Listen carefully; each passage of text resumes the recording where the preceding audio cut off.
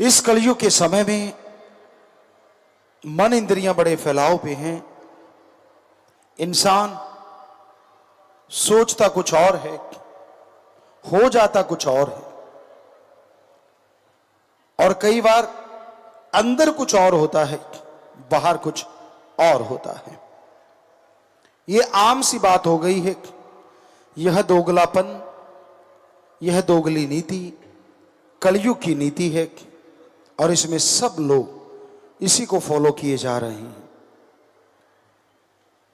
मन का काम सब्ज बाग दिखाना है, मन का काम मालिक से दूर ले जाना है, मन का काम भटकाना है। और मन है क्या, कहां रहता है? आदमी के दिमाग को जो नेगेटिव गलत विचार देते हैं, दूसरे शब्दों में जो नेगेटिविटी या बुरे ख्यालात आते हैं, उसे ही मन की सोच कहा जाता है। और जो पॉजिटिव अच्छे विचार आते हैं, उसे आत्मा की सोच या आत्मा के विचार कहे जाते हैं। इस कलयुग में नेगेटिविटी चारों तरफ फैली हुई है। आप छोटी सी बात देख लीजिए, करने जाते हो तो कहीं ना कहीं ये मन में भय पहले आ जाता है कि मैं ये करूंगा कहीं फेल ना हो जाऊं, कोई नुकसान ना हो जाए, कहीं गलती ना हो जाए, ऐसा हो जाएगा, वैसा हो जाएगा, ये हो जाएगा, वो हो जाएगा। यानी नेगेटिव थॉट पहले आते हैं और पॉजिटिव विचार आने का नाम ही नहीं लेते जल्दी से। तो पॉजिटिव विचार क्यों नहीं आते? क्योंकि ये कलयुग है और यहां मन का बोलबाला है, और मन कभी भी किसी को अच्छे विचार आने नहीं देता। हर समय बुरी सोच, हर समय गलत सोच इंसान के अंदर चलती रहती, और उसी वजह से इंसान परेशान रहता है, दुखी रहता है। इंसान सुखी रह सकता है, इंसान नेगेटिव थॉट को खत्म कर सकता है, पर अगर यह सुमरन करे और सेवा करे। कितने भी बुरे विचार आ गए, 5 मिनट भी अगर आपने सुमरण कर लिया, आए हुए बुरे विचारों का फल आपको नहीं मिलेगा। दूसरे शब्दों में, आपकी जिंदगी पे उसका असर नहीं होगा।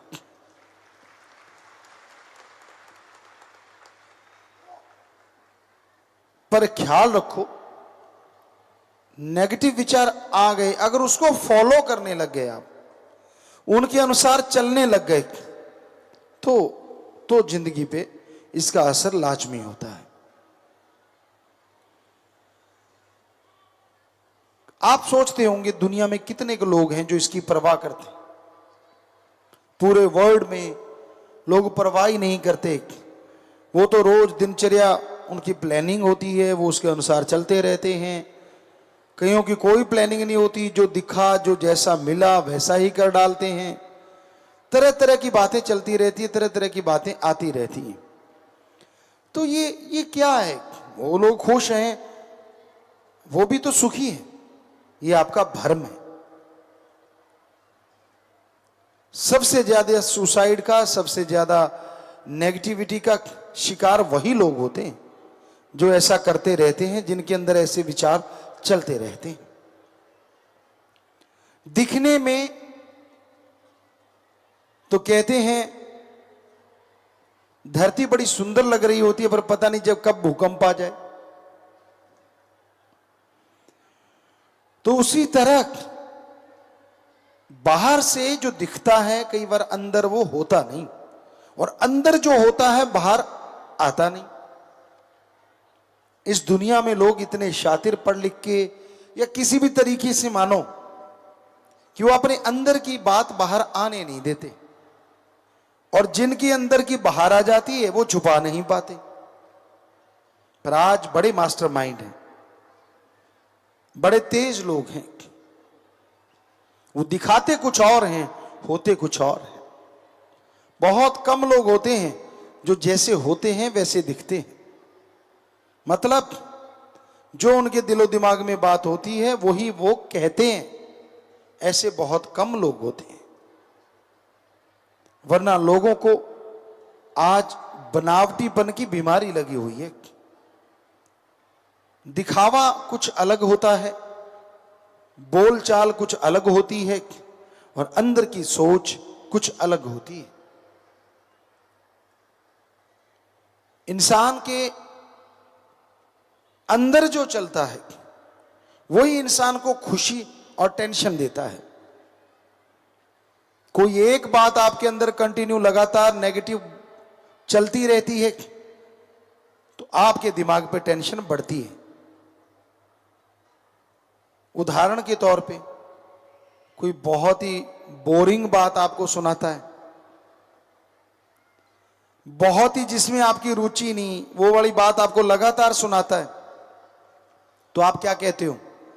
सादे से शब्द यार पका दिया।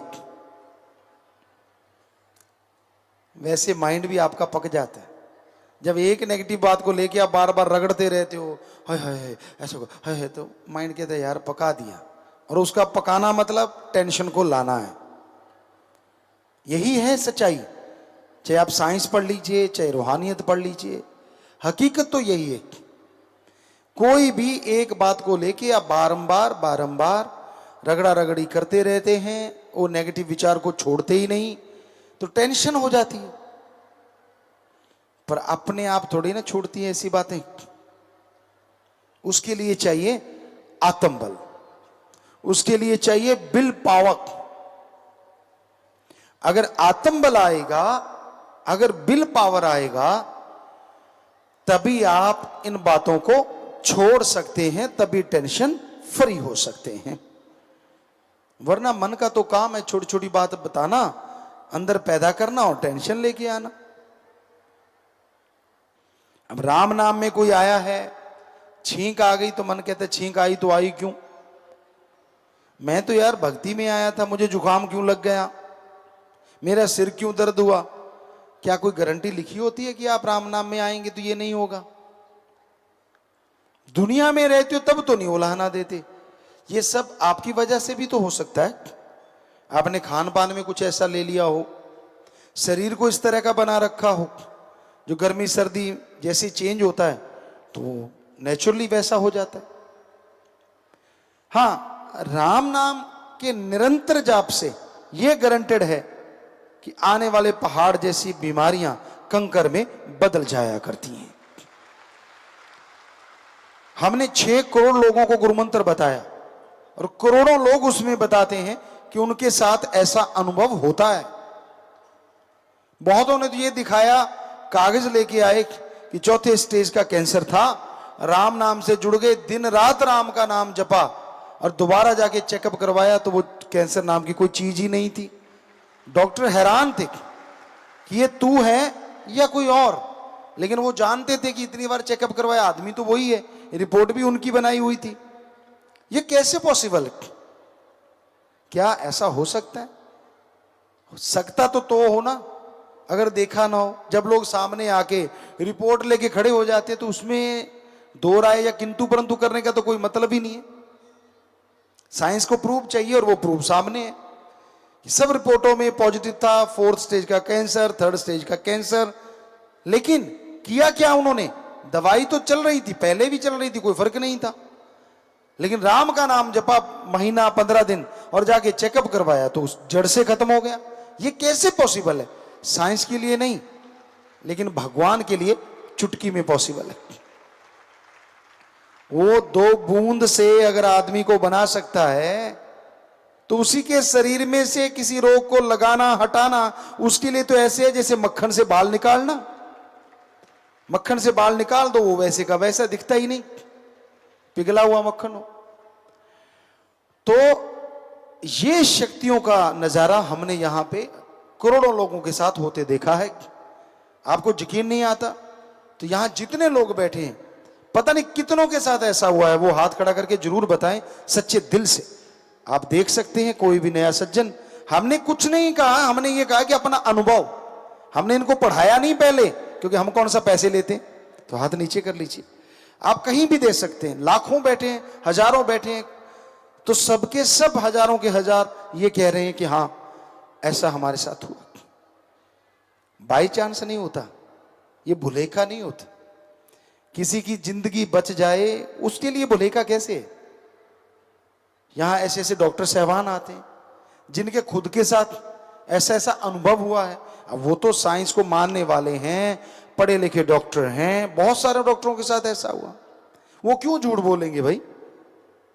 हम अपनी बड़ाई नहीं करते, ये सारी बड़ाई उस ओंकार ओम हरि अल्लाह वाहिगुरु राम की है, जिसका नाम आप लोग जगते हैं, जाप करते हैं और हाथों हाथ रिजल्ट आता चला जाता है। फकीर संत तो एज ए टीचर होता है, और टीचर खड़ा होकर क्यों पढ़ाता है? उसकी वजह होती। क्यों? क्योंकि अगर वो खड़ा नहीं होगा तो पीछे बच्चों को दिखेगा नहीं, और जब तक प्रवक्ता दिखता नहीं है, बोलने वाला दिखता नहीं है, लोग देखना चाहते हैं। तो इसलिए ऊंची जगह पे बैठ के हमें बोलना पड़ता है, वरना हम में ऐसा कुछ नहीं है कि हम आपसे ऊंचे बैठे हैं। हम तो आपकी जुतियों में भी बैठने को तैयार हैं, हम तो चौकीदार हैं भाई। लेकिन आवाज ऊंची जगह लगा के देखेंगे तो लोग खड़े नहीं होंगे। अगर हम नीचे बैठ के आप खड़े होके देखे कौन है, कहां से बोल रहा है, कैसा है, ये आदमी की फितरत है, आदमी की मनोदशा है। तो इसलिए, और दूसरा कारण पवित्र रामायण में लिखा है एक जगह, कलयुग में कोई राम नाम में आके बैठेंगे, उस समय भगवान जी वहां हर किसी को कृपा दृष्टि से नवाज रहे होंगे। तो हम ऊंचे इसलिए भी बैठते हैं कि भगवान जी भी दिखे, और आप लोग जो कलयुग में इस राम नाम में बैठे आप भी हमें दिखे। कई वजह होती है, और कोई ये नहीं, मान बढ़ाई का कोई चक्कर नहीं है। तो सत्संग में चल के जब आप लोग आते हो, ध्यान से सुना जरूर करो। आदमी के दिमाग की शक्ति बड़ी जबरदस्त है। सुपर कंप्यूटर तक बन गए, 5 से 15% हम मान के चलते हैं लोगों ने दिमाग का इस्तेमाल किया, सुपर कंप्यूटर बन गए, मिसाइल बन गई, दुनिया के खात्मे का सामान बन गया। कहीं ये 50% तक ग्राफ चला जाए तो जिंदगी जीने का बहुत ही आसान और बहुत ही आरामदायक पहलू सामने आ जाए, और हर कोई जिंदगी आराम से खुशी खुशी व्यतीत कर सके और बेगम हो जाए। पर यह संभव तभी है ना जब वो ग्राफ 50% तक जाए, तो और जाए भी पॉजिटिव वे से, यानी अच्छाई की तरफ सोचे। और यह संभव तभी है जब आत्म बल बढ़ेगा, विल पावर बढ़ेगा, और आत्म बल बढ़ता है प्रभु का नाम लेने से। जब तक आप प्रभु के नाम का सुमरण नहीं करते, जब तक आप उसके नाम का जाप नहीं करते, तब तक आपका विल पावर नहीं बढ़ता, क्योंकि विल पावर आत्म बल इंसान के अंदर होता है, बाहर से खरीदा नहीं जा सकता। आप सबके अंदर आत्म बल और माइंड की 100% पावर है, कौन कितनी इस्तेमाल करता है ये अलग बात। एक सज्जन था और उससे पूछा गया, सीधा साधा जमींदार था, कि भाई तू ये बता, दिमाग की कीमत चुकानी हो तो कैसे चुकाएगा? तो वो सीधा साधा था, कहने लगे बता। कहता पूछो। कहते बहुत बड़ा ऑफिसर है, बहुत लोग नीचे काम करते हैं, सारी कंपनी की जिम्मेवारी है, कितने, अगर 100 रुपए में माने कितने रुपए देगा? कहता उसको मैं 50 रुपए दे दूंगा। कहता एक प्रवक्ता है या वकील है या बोलने वाला सज्जन है, बोलता ही रहता है, कितने देगा? कहता उसे मैं 25 रुपए दे दूंगा। कहता यार एक इंसान ऐसा है जो बहुत काम तो करता है, बोलता कम है, लेकिन ज्यादा काम ऐसे नहीं करता, उसको कहता उसको 75 रुपए दे दूंगा। और कहता एक ऐसा है जो काम करता ही नहीं, बोलता ही नहीं, अपना बस मजे से सोता खाया पिया, कहता उसको 100 रुपए दे दूंगा। वो हैरान हो गया, कहते यार तेरे से बोला था दिमाग का मूल्य लगा, तूने एक के 25 लगाए। अब वो सारा दिन बोलता है, इतना मतलब काम करता है। कहने लगा यार मेरी थ्योरी अलग है। क्या? कहता जो सारा दिन बोलता है, सारा दिन दिमाग लगा लगा के, चाहे वो प्रवक्ता वकील सज्जन है, उसने तो सारा दिमाग खर्च कर लिया ना, मैं खरीदूंगा बचा क्या, इसलिए 25 रुपए काफी है। और कहता जो सारा दिन सोया रहता है, खाता पीता है और करता कुछ नहीं, उसका दिमाग तो जैसा लाया था वैसा ही न्यू पड़ा है, तो इसलिए मैं उसका 100 रुपया लगा रहा हूं। पर हम आपसे नहीं कहते कि आपका दिमाग 100 रुपया लगाने के काबिल रह जाए। क्या फायदा, जैसा लाए हो वैसा ना वापस ले जाना। इसे काम लो, इस दुनिया में आके बहुत ताकत है इस माइंड में, और पॉजिटिव काम लो, अच्छे काम लो। नेगेटिव तो राक्षस शैतान बना देता है, और पॉजिटिव करोगे तो इंसान से इंसान को महान बना देता है, यहां तक कि भगवान से मिला देता है। इसलिए अपने दिमाग से अच्छे काम लिया करो। कहीं ये ना हो खाया पिया और सो गए और मैं तो वापस नया ही लेके जाऊंगा, ये गलत है, ये सही नहीं है। वो तो हंसने की एक बात थी। जितना इससे इस्तेमाल में लाओगे, जितना इसे काम लोगे, उतना ये आपके लिए और बढ़ता जाएगा और काम आता रहेगा। कोई भी पहेली आप बूझो, एक बार दिमाग लगाओ नहीं, फिर लगाओ, फिर लगाओ, फिर लगाओ, आखिर में समझ आ जाती है, तो समझ लो आपकी उतना ही दिमाग की पावर थोड़ी बढ़ गई। एक बार लगा के छोड़ दिया है, कौन मत्था मारे, क्या फायदा, छोड़। तो जितना है उतना ही है। और सुमरन करो, भक्ति करो, इबादत करो, तो आत्मबल बढ़ने से सोचने की शक्ति बढ़ती है, और सोचने की शक्ति बढ़ने से इस्तेमाल में आप उस शक्ति को ज्यादा लाते हैं, और मालिक की कृपा दृष्टि आप पे ज्यादा बरसती है। फिर आप कभी टेंशन में नहीं आएंगे, कोई चिंता आपको सताएगी नहीं, आप दुखी नहीं होंगे। तो इसलिए ये बहुत जरूरी है, आप समय ईश्वर की याद में जरूर लगाएं। सुबह खाली पेट फ्रेश होने के बाद, चाहे 10 मिनट ही सही, दोपहर की रोटी से आधा घंटा पहले, रात की रोटी से आधा घंटा पहले, 5-5 मिनट ही सही। आप नियम तो बनाओ ना कि भक्ति में बैठूंगा, तभी भक्ति का पता चलेगा। वरना आपके सामने घी, दूध, मेवे, मिठाई, सब कुछ, ड्राई फ्रूट, सब कुछ पड़ा है। ऐसा ऐसा करने से तो कुछ होने वाला नहीं। उठा के खाओगे, ताकत आ जाएगी और स्वाद भी आ जाएगा। वैसे ही राम का नाम है भाई, अगर जाप करोगे तो अंदर से शक्ति भी आएगी, और गम दुख दर्द चिंताएं भी मिटती जाएंगी। सिर्फ यूं यूं करने से ना कभी किसी को कुछ मिला है और ना कभी किसी को कुछ मिलेगा। हाँ, सत्कार करना हमारा फर्ज है, धर्मों का सत्कार करो, लेकिन धर्मों से अगर फल लेना चाहते हो, खुशी हासिल करना चाहते हो, तो उसके अनुसार चल के देखो, रिजल्ट 100% जरूर आएगा। तो परमपिता परमात्मा, वो अल्लाह, वो वाहिगुरु, वो गॉड, वो खुदा, वो राम हर जगह है। यहां तक निगाह जाती है वो है, और जहां निगाह नहीं जाती वहां भी वो है। कैसा है वो, कैसा लगता है वो? क्योंकि इंसान की फितरत है,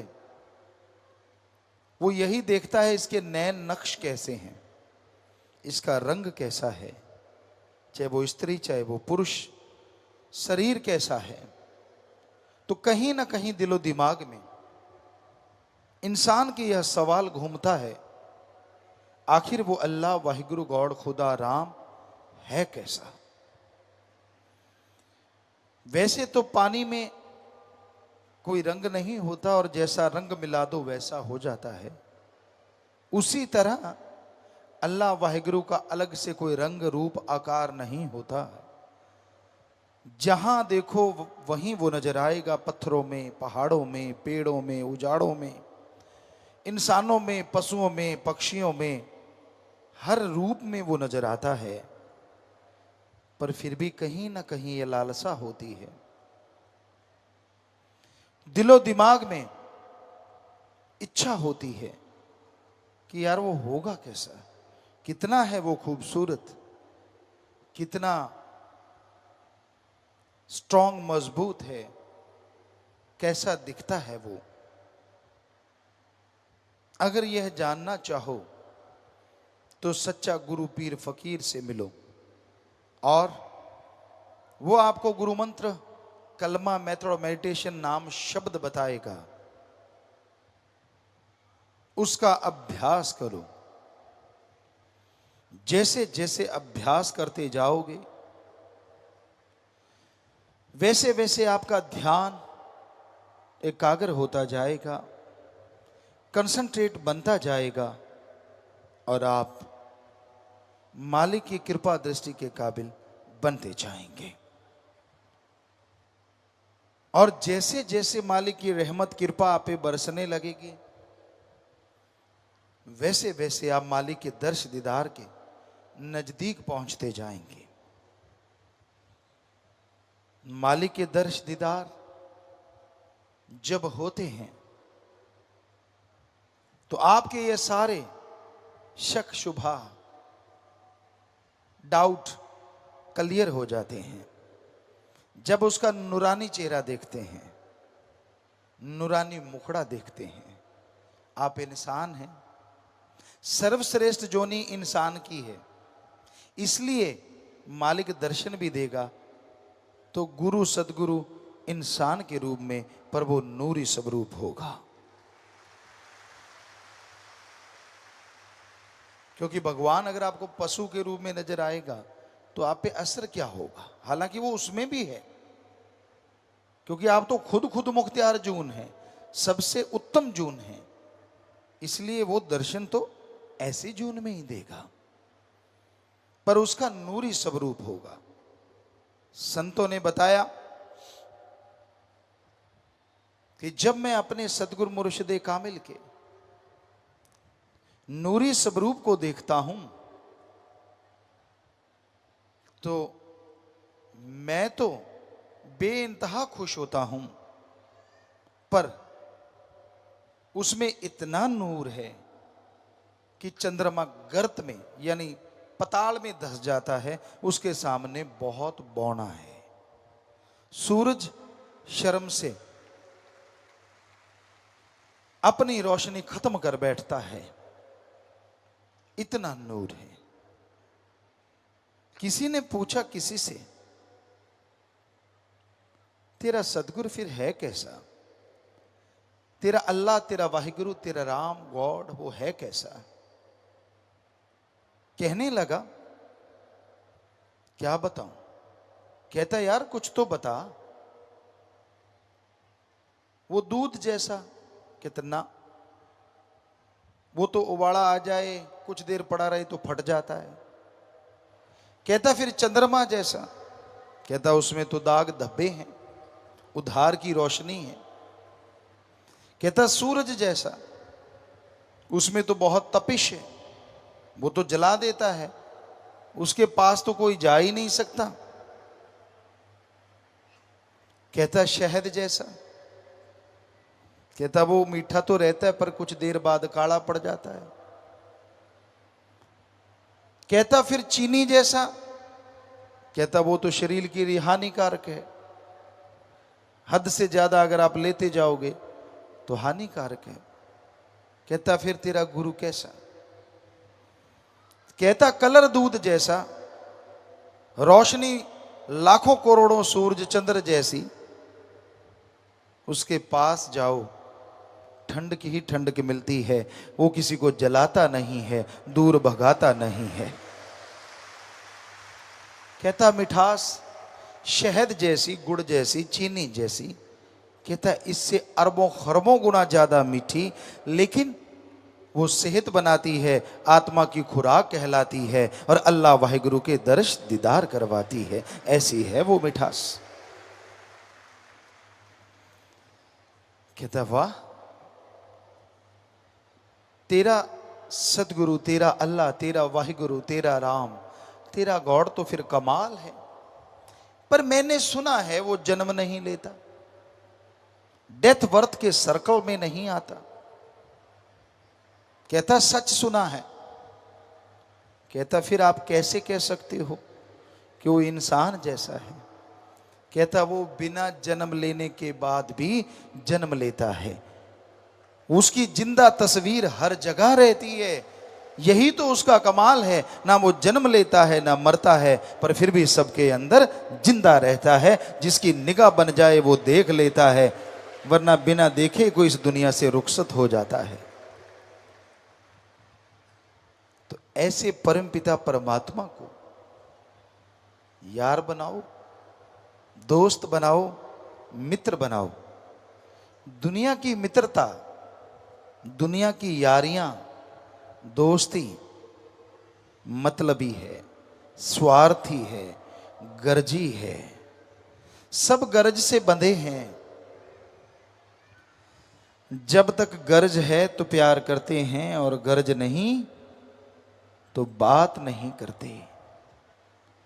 उस मुर्शिद से, सतगुरु से, अल्लाह वाहिगुरु राम से ज्ञान लो, और फिर सतगुरु अल्लाह वाहिगुरु को देखो जरूर। वो बेगरज है, इसके बावजूद भी वो आपकी हर गरज पूरी कर सकता है।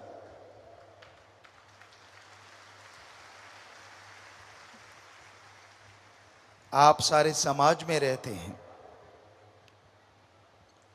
आप किसी की विवाह शादी पे जाते हैं, उसको सलामी देते हैं, वो लिख लेते हैं आप, या याद रखते हैं, मैंने 100 दिया, 1500 दिया, 5 रुपए दिए, 10 दिए। और जब आपके घर में किसी की शादी होती है तो आपको ध्यान में रहता है फलां आदमी कितने दे के गया। ये गरज है, गरज के लिए ये रीत बनी थी। पुराने समय में लोग जब शादियां होती थी तो ऐसे पैसा देते थे जिससे उसकी मदद हो जाए, क्योंकि अकेला कुछ नहीं कर पाता। 100-100, 5-5 रुपए भी दिए, 2-2 रुपए भी दिए, तो सारे गांव में वो काफी पैसा हो जाता था उस जमाने के अनुसार। और बेटी की शादी धूमधाम से हो जाती थी, पास से कुछ लगा भी नहीं और शादी भी बढ़िया हो गई। किसी की भी शादी होती फिर वो रूटीन उस पे चलता था, सारे उसको दे देते थे। तो ये गर्जी हो गया ना। पर अल्लाह वाहिगुरु राम को सलामी देने की जरूरत नहीं। आप मत दीजिए सलामी, और बदले में जितना मर्जी ले लीजिए, बस भावना शुद्ध कर लीजिए, विचारों का शुद्धिकरण कर लो। अगर आपके विचार शुद्ध हैं, भावना पवित्र है, श्रद्धा है आपके दिलो दिमाग में, तो वो इतना देगा, इतना देगा, आपकी झोलियां छोटी रह जाएंगी और उसकी रहमत मूसलाधार बरसती जाएगी, बरसती जाएगी। तो अपने आप को शुद्ध करना है, अपने आप को पवित्र बनाना है। ना तो दिखावे से कोई पवित्र बन सकता है, ना अच्छे कपड़े पहनने से कोई पवित्र बन सकता है, और ना ही धन दौलत जमीन जायदाद ज्यादा होने से कोई पवित्र बन सकता है। पाक पवित्र बनने के लिए एकमात्र उपाय, रूहानियत में आओ, सुमरन करो, सेवा करो। परहित परमार्थ और सुमरन, दो चीजें आपने करनी ही करनी है, क्योंकि सुमरन से बाकी के गुण ऑटोमेटिकली प्रकट हो जाएंगे। आप दीनता नम्रता धारण कर लोगे, आपके अंदर बेगर्ज निस्वार्थ प्यार करने की भावना पैदा हो जाएगी। आप मालिक से करीब होते चले जाएंगे। तो सेवा और सुमरन ही तरीका है। मैं सजूं रे सजूं, पिया लिए रोजाना, एक ही तरीका है सजने का। पता नहीं आप उसे कैसे लेते हैं, उस शब्द को, भजन को, सॉन्ग को,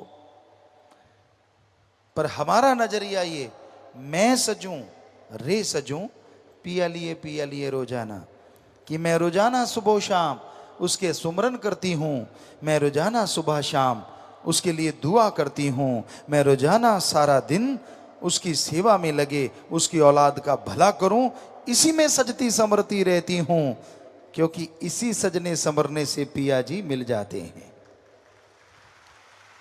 पाउडर करी में लगाने से नहीं, उधर भी लगाया जा सकता है कि हाँ भाई मैं सजूं, मैं तो पाउडर लगाऊं, मैं क्रीम लगाऊं, पता नहीं क्या क्या लगाऊं, लगाता रहे, आदमी जरूर खुश होगा, पर खसम अल्लाह वाहिगुरु राम खुश नहीं होता। हम ये नहीं कहते कि पाउडर शाउडर ना लगाओ, जितना मर्जी लगाओ भाई, कोई रोक टोक नहीं, पर अगर उस भजन का आप हमसे पूछो कि पिताजी उसका क्या मतलब है, मैं सजूं रे सजूं पिया लिए रोजाना, तो उसका एक ही मतलब है कि आप सुमरन के द्वारा, सेवा के द्वारा, परहित परमार्थ के द्वारा रोजाना सजो। ऐसा सजोगे तो वो राम अल्लाह वाहिगुरु गॉड खसम जरूर आपको देखेगा, और उसकी एक देखनी से, उसकी एक तकनी से जन्म जन्मों के पाप कर्म कट जाएंगे। मत सोचिए कि मैं काला हूं वो गोरा है, मत सोचिए कि मैं मोटा हूं वो पतला है, इससे उसको कुछ लेना देना नहीं। ये सोचिए मैं सुमरन कितना करता हूं और वो कितना करता है, ये सोचिए मैं परमार्थ कितना करता हूं और वो कितना करता है। कंपटीशन करना है तो सुमरन का करो, कंपटीशन करना है तो सेवा का करो, फिर खसम कैसे नहीं पास आएगा, हम आपको गारंटी देते हैं, अंदर बाहर दौड़ा चला आएगा। मत टेंशनें लिया करो छोटी छोटी बातों की, मेरे पास पैसा नहीं, पैसे वालों को मिलता है वो, मेरे पास ये नहीं वो नहीं, पैसा नहीं तो उसकी भी कर्म रोग है। आप कर्म अच्छे नहीं करते, आप मेहनत नहीं करते, आप सुमरन नहीं करते, मेहनत बहुत करते हैं, फायदा नहीं होता, क्योंकि सुमरन नहीं करते और संचित कर्म रोड़ा बन जाते हैं, संचित कर्म रुकावटें बन जाते हैं। तो उस पिया को, अल्लाह वाहिगुरु राम को, जिसका आपको बताया अति खूबसूरत है उसका चेहरा, उसकी अदाएं, माशाअल्लाह, वो वाहिगुरु, वो राम, वो अल्लाह, वो गॉड, क्या गजब है। उसके नूरी स्वरूप को अगर आप देख लो तो जीवन सफल हो जाए, उसका नूरी स्वरूप अगर दिख जाए तो मन माया की दाढ़ हमेशा गलनी बंद हो जाए, उसका नूरी स्वरूप दिख जाए, काम वासना क्रोध लोभ मोह अहंकार हमेशा के लिए मिट जाए, उसका नूरी स्वरूप दिख जाए, थोड़ी मेहनत और फल अरबों गुना आ जाए।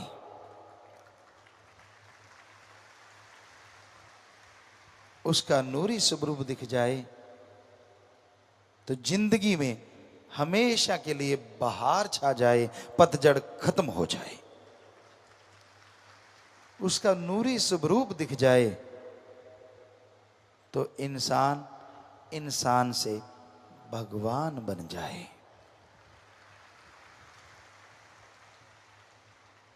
क्योंकि इंसान खुद उसमें अपने आप को देखे और अपने में भगवान को देखे तो वो भगवान रूप बन जाता है। फिर समाधि लगाने की जरूरत ना पड़े, सुमरन करना ही ना पड़े, सेवा करनी ही ना पड़े, अपने आप सुमरन चलता रहता है, अपने आप सेवा होती रहती है, पता ही नहीं चलता कि क्या हो रहा है, अगर उसका नूरी स्वरूप दिख जाए। आप मीठे के आशिक हैं, नमकीन के आशिक हैं, कड़वी चीज के आशिक हैं, इंद्रियों के भोग विलास के आशिक हैं, अरे उसका नूरी स्वरूप मिल जाए तो ये जो आप मीठा नमकीन कड़वा या इंद्रियों के भोग विलास का स्वाद लेते हैं, ये तो क्षणिक है, 5 मिनट, 10 मिनट, आधा घंटा, घंटा, और बाद में मुंह बकबकवा और शरीर चूरो चूर। अरे नूरी सब रूप मिल जाए तो इनसे खरबों गुना स्वाद आ जाए और वो परमानेंट बन जाए, टेम्परेरी कभी ना रहे। आपको लगता है गुरुजी ललचा रहे हैं, यार ये तो स्वाद ही स्वाद है। ललचा नहीं रहे, हम तो सच बता रहे हैं। आपको क्या समझ आ रहा है वो तो राम जाने, पर हम तो सच बता रहे हैं। और इसलिए बता रहे हैं कि हम वो लज्जतें लूट रहे हैं, आप खाली क्यों हैं? हम भी तो इंसान हैं और आप भी इंसान हैं। हमें सतगुरु मुर्शिद ने नवाजा, रहमो करम किया, तो आपको भी तो सतगुरु मुर्शिद ने नवाजा, रहमो करम किया।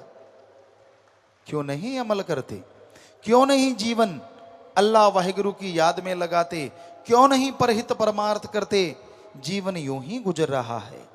सेकंड गया, मिनट गया, घंटा गया, दिन गया, महीना गया, साल गया, पता नहीं खा पी के कितना माल गया। समझ गए आप? खा लिया और फिर गया, खा लिया और फिर गया, पल्ले क्या रह गया? है कुछ? उसकी निंदा कर ली, उसकी चुगली कर ली। भाई बहनों में आजकल चल रहा है, बैठ गए, सुना वो कैसा, फला ऐसा, ये बुरा, वो बुरा। क्या पानी में मधानी से कभी मक्खन आया? आया तो दिखाओ किसके पास है। जितनी चुगली करते हो, जितनी निंदा करते हो, एक दूसरे को गाली गलौज करते हो, एक दूसरे को बुरा बोलते हो, क्या कोई पदवी मिली, कोई ग्रेड मिली, अपग्रेड हुए आप? कोई तगमा मिला, कोई मेडल मिला, कोई नोबेल पुरस्कार मिला आपको? कि भाई इसने इतनी निंदा की है, बेचारे ने जोर लगा लगा के, इसको कोई तो मेडल मिलना चाहिए। वैसे निंदा चुगली का अगर मेडल मिलने लगे ना, मोस्टली सबके गले में मेडल हो। सच्ची बात है। थोड़े ही बचे हैं मालिक के प्यारे जो मालिक से इश्क करते हैं, वरना चुगली निंदा के बिना कईयों की तो रोटी हजम नहीं होती और कईयों को टॉयलेट नहीं आती। जब तक वो एक दूसरे की 2-4 गा ना लें, उनको होता है यार पेट में अफारा आ गया, चल फला आदमी के पास जाते हैं। जाके कौन सा उसने तेरे को चूर्ण दे देना है? चुगली करनी है, फलाना ऐसा है, धिंकड़ ऐसा है। ओहो, किस लिए जिंदगी मिली और क्यों बर्बाद कर दी? क्यों बर्बाद करने पे तुले हो? जिनकी शादी नहीं हुई, शादी वालों की बातें सुन सुन के सपन लोग में उड़ते हैं, और जिनकी शादी हो गई वो दलदल से निकलने की जुगती सोचते हैं। हकीकत है, पूछ लो चाहे सबसे। काश शादी ना होती, आजाद होते, ना बच्चों का फिक्र, ना घर का फिक्र, राम राम गाते, अल्लाह वाहिगुरु को मनाते और खुशियों से सारा दिन रात गुजारा करते। पर जिनकी नहीं हुई उनको कीड़ा काटता है अंदर। ओहो, ये तो मजे ले रहे हैं, ये तो सुंदर कपड़े पहनते, मुंह से रंग के आते हैं। मैं भी रंगता, 1-2 साल रंग लेता, बच्चे हो जाते, आंखों की गिद्द तक नहीं उतरनी थी, रंगना तो दूर की बात। गृहस्थी वो ही अच्छे हैं जो अल्लाह वाहिगुरु को याद करते हैं, जिनके घर में प्यार मोहब्बत है, जो अच्छे संस्कार अपने बच्चों को देते हैं। और तपस्वी वही अच्छे हैं, त्यागी वही अच्छे हैं जो सतगुर पे दृढ़ यकीन रखते हैं, भगवान की भी परवाह नहीं करते और सेवा सुमन में ध्यान लगाते हैं। अपनी जिंदगी का मकसद जो आपने बनाया है उसको सुबह सुबह सुमरन के साथ याद किया करो। गृहस्थी लोग याद किया करो कि हे परमपिता परमात्मा, हमने तेरा नाम जपना है, तेरे से दया में रहमत लेके खुशियों के खजानों को लूटना है, अपनी औलाद को अच्छे संस्कार देने हैं, अपनी औलाद को आपसे जोड़ना है और अपनी औलाद के लिए हक हलाल का अमृत आबो हयात इकट्ठा करना है। ठगी बेईमानी भ्रष्टाचार का जहर नहीं पिलाना है, चाहे कुछ भी हो जाए। सबसे प्यार से बोलना है, सबसे बेगर्ज मोहब्बत करना है। ऐसे ही तपस्वी, तपस्वी जिन्हें कहा जाता है त्यागी, उनको चाहिए सुबह याद करें, सतगुरु अल्लाह वाहिगुरु तेरे लिए जिंदगी तूने कुर्बान करवाई है, मेरे में ऐसा कुछ नहीं कि मैं कुर्बान कर दूं, तेरी रहमत बरसी की कुर्बानी हम पे रंग लाई है, मेरा मुझ में कुछ नहीं जो कुछ है सो तेरा, तेरा तुझको सौंपते क्या लागे है मेरा। याद करें कि हे मेरे मालिक, हे मेरे दाता, हमारी औकात नहीं थी कि हम तपस्वी बन पाते, जो मालिक को अति प्यारे होते हैं वो बन पाते। ये तेरी रहमत बरसी, तूने बना लिया, और अब और रहमत रख, हमें शक्ति दे।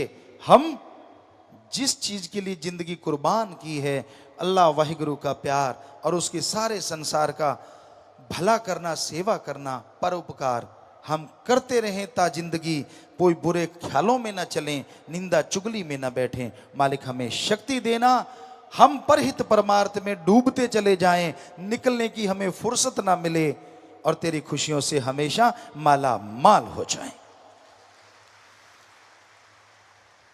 दोनों तबकों को, चाहे वो गृहस्थी चाहे त्यागी तपस्वी, ऐसी प्रार्थना करके, सुमरन करके अपनी औकात हमेशा याद रखनी चाहिए।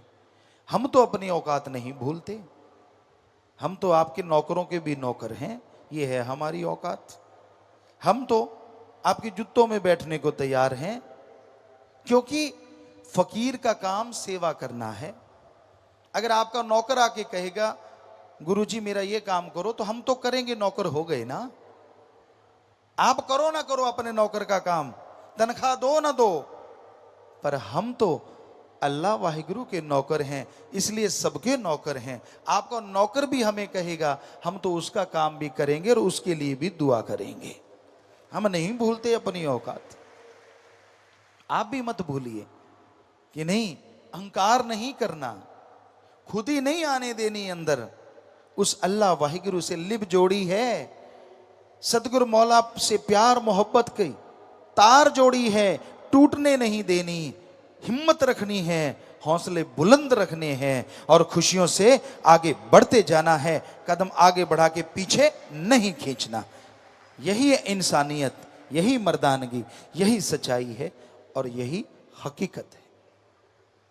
फिर देखिए कैसे मालिक नजारे लुटाते हैं। अरे आप तो चमड़ी के पीछे पड़े हुए हैं।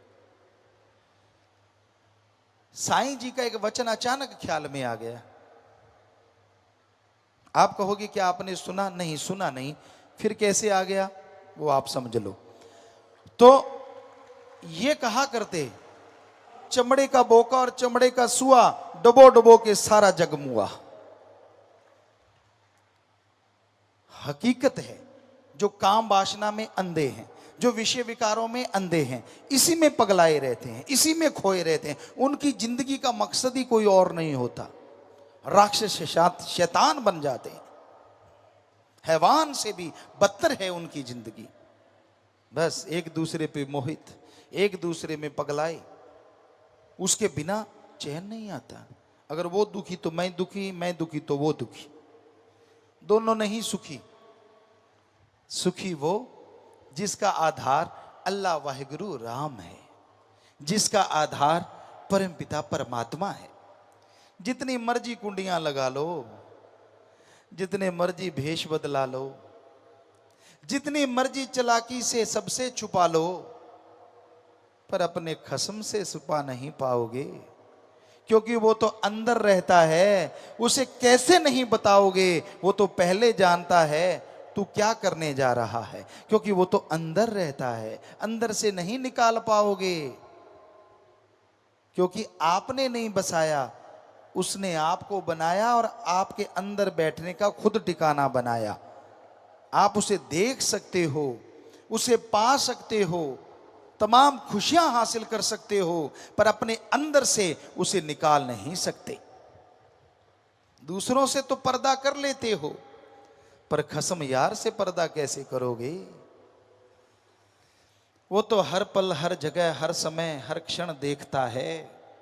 जितना पर्दा करोगे और दुखी होते जाओगे और परेशान होते जाओगे। पूरा कर्म कोई भी ना करे, क्योंकि बेपरवाह जी के वचन, कर्म करे खोटे पड़ेंगे बड़े सोटे। 2-4 सोटों से समझ जाओ तो भी ठीक, मान जाओ और तौबा कर लो और माफी ले लो, क्योंकि 2-4 से काम चल जाएगा। वरना सोटा ऐसा है वो लगातार बरसता जाएगा, क्योंकि उसकी सजा मिलती जरूर है। जैसे कर्म करोगे भरना तो पड़ेगा भाई। यारी दोस्ती से कुछ होने वाला नहीं। बाहरी जी हजूरिया, आप सोचे कैसा होता है जी हजूरिया। हाँ जी हाँ जी हाँ जी हाँ जी, मैं तो तेरा बंदा, मैं तो तेरा बंदा, मैं तो तेरा बंदा। बाहर से यूं लगता है यार ये भगत तो बिल्कुल फ्रेश होके अभी टपका है, इस जैसा तो कोई दूसरा है ही नहीं। पर बचनों पे अमल करने के नाम पे जीरो, वैसे जी हजूरिया, सबकी निगाह में जी हजूरिया। और फकीर पर्दा नहीं उठाते, वो तो कहते हाँ जी हाँ जी, हाँ बेटा भले शाबाश। कई बार आसपास वाले भी सोचते हैं यार ये गुनाहों का गुथला है, बाहर से दिखावा करके मालिक की नजारे लूट रहा है, ये आपका भरम है। फकीर तो पर्दा रखते हैं, वो तो सबको हाँ जी कहते हैं। आप बुला के देख लो, वो तो कहेंगे वाह बेटा शाबाश बहुत बढ़िया। पर अगर काम करोगे घटिया, पड़ेंगी राम नाम की छटिया, उससे नहीं बचोगे। ये मत सोच लेना फकीर ने ऐसा कर दिया तो कट गया, नहीं। आशीर्वाद असर सब पे करता है। एक घड़ा सीधा है, एक टेढ़ा है और एक औंधा है। अमृत की बरसात हो रही है।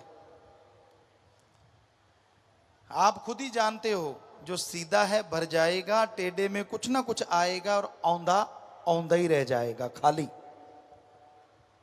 ऐसे ही पीर फकीर मालिक से दुआ करके आशीर्वाद देते हैं, और वो यहां तक नहीं त्रिलोकियों तक चला जाता है। और जैसा घड़ा है वैसा भरता चला जाता है और औंधे के ऊपर से निकल जाता है, पर असर कुछ ना कुछ तो कर ही जाता है। इसलिए अपने घड़े को जरा सीधा कर लीजिए। बहुत देर हो गई, कितनी उम्र बीत गई, सोच तो लो, कहीं तो स्टॉपेज आएगा। छोड़ दो बुरे कर्म करने, छोड़ दो पाप गुनाह, छोड़ दो बुराइयां, जोड़ लो नाता सतगुरु से। अगर जीवन उसके लिए है तो उसके बन के तो देखो, पल पल उसके लिए गुजार के तो देखो। छोड़ दो विषय विकारों को, छोड़ दो निंदा चुगली बुराइयों को, छोड़ दो लेग पुलिंग को, अरे छोड़ दो मैं मेरी को, तू तेरा अपना लो। फिर देखो अंदर बाहर से भर जाओगे और खुशियों से माला माल होके समेत कुलें तर जाओगे, समेत कुलें तर जाओगे।